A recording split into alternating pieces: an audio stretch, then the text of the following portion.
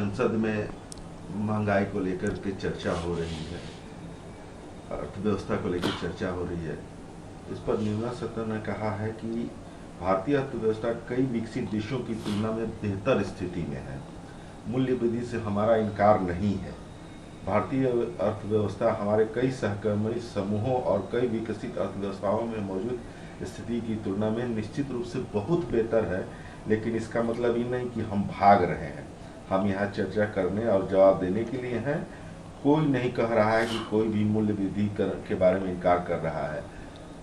निर्मला सीतारमण, मूल्य वृद्धि तो एक नेचुरल फिनोमेना है।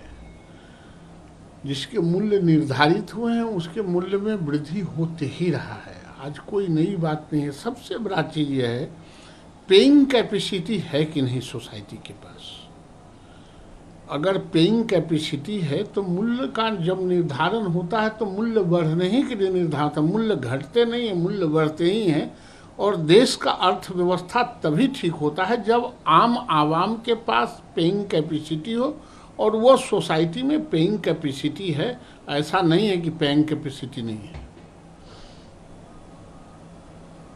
अमित शाह ने पश्चिम बंगाल में एसएससी घोटाले को जड़ से उखाड़ने और सीए का मसौदा तैयार करना सुनिश्चित किया है। भाजपा नेता शुभेंदु अधिकारी ने यह जानकारी दी। निश्चित रूप से देश के एक भाग में जो जरूरत देश के लिए, राज्य के लिए और लोकतंत्र के लिए और जनहित में जो ज़रूरत है वो भारत की सरकार करेगी ही, चाहे वो वेस्ट बंगाल हो, बिहार हो, उड़ीसा हो, छत्तीसगढ़ हो, उत्तर प्रदेश हो। सवाल इससे नहीं, सवाल जो जनहित में है वो करना ही चाहिए। उपराष्ट्रपति के चुनाव को लेकर के सरगर्मी तेज है। सांकेतिक लड़ाई नहीं, कई चीजें हो सकती हैं। विपक्ष की वाइस प्रेसिडेंट पद की उम्मीदवार मार्गरेट अल्वा ने कहा है। उन्होंने कहा कि उपराष्ट्रपति चुनाव के लिए विपक्ष की उम्मीदवारी मार्गरेट अल्वा का चुनाव सांकेतिक लड़ाई नहीं और बहुत कुछ हो सकता है इसमें। नहीं, लोकतंत्र है तो हो ही सकता है, लेकिन होगा वही जो हम लोगों के एलआई कैंडिडेट है एनडीए का वाइस प्रेसिडेंट में, वो जीतेंगे। और लोकतंत्र में सबको आजमाइश करने का अधिकार है, आजमाइश करना चाहिए।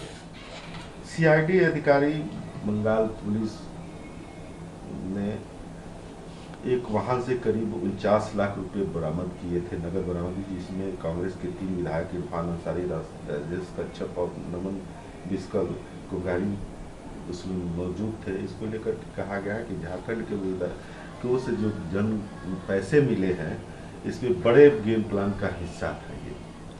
ये प्लान का हिस्सा क्या था वो आदमी के कैरेक्टर पर निर्भर करता है। जो विधायक पकड़ाए हैं वही बेहतर बता सकते हैं।